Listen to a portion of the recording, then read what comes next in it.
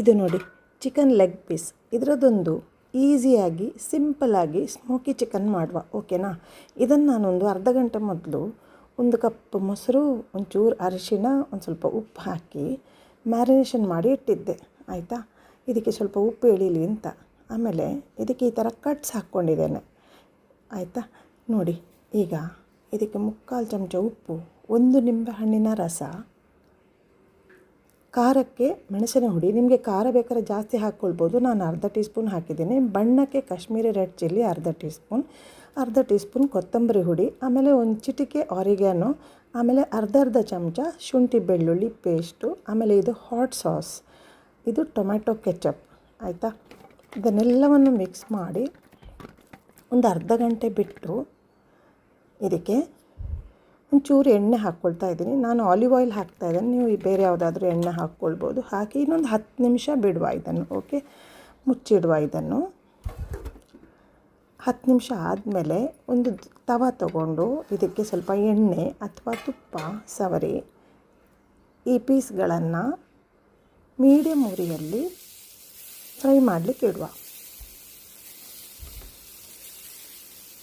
ಈ ಥರ ಇದನ್ನು ಈ ಥರ ಮುಚ್ಚಿ ಇಡುವ. 2 ನಿಮಿಷ ಬಿಟ್ಟು ಇದನ್ನು ಮಗುಚುವ, ಓಕೆ. ಹೀಗೆ ಮಗುಚಿ ಇದನ್ನು ಈ ಮೇಲೆ ಇದ್ದ ಸೈಡ್ಗೆ ಒಂದು ಸ್ವಲ್ಪ ತುಪ್ಪನೋ ಎಣ್ಣೆನೋ ಬ್ರಷ್ ಮಾಡೋದು.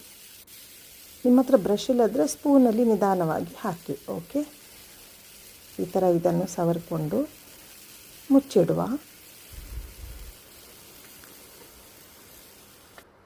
ಇನ್ನೊಂದು 2 ನಿಮಿಷ ಬಿಟ್ಟು ಇದನ್ನು ಓಪನ್ ಮಾಡಿ ಮತ್ತೆ ಇದನ್ನು ಸೈಡ್ ಚೇಂಜ್ ಮಾಡುವ. ಇವಾಗ ಈ ಸೈಡು ಅದೇ ರೀತಿ ತುಪ್ಪ ಅಥವಾ ಎಣ್ಣೆನ ಸವರಿಕೊಳ್ಳೋಣ, ಓಕೆ.